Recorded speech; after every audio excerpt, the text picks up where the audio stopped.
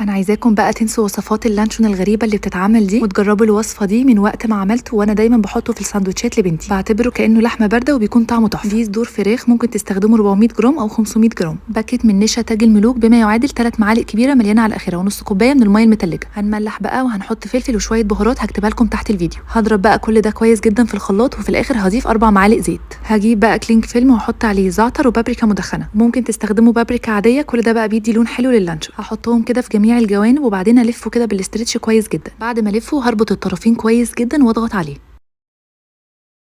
لحد ما يبقى بالشكل ده بالظبط. كمان هلف عليه ورق فويل وهحطه في حله فيها ميه مغليه، وبعدين هحطه على مصفى واسيبه يستوي على البخار لمده ساعه. بعد ما يبرد وياخد درجه حراره المطبخ هدخله التلاجة وهقطعه بعد ما يبرد تماما.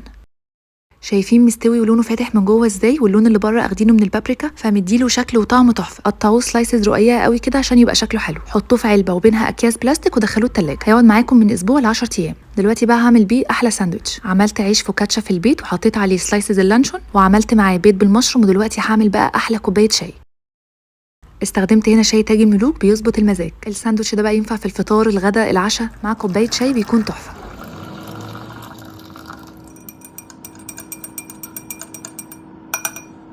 عايزاكم بقى تجربوا طريقه اللانشون دي، هتعجبكم قوي.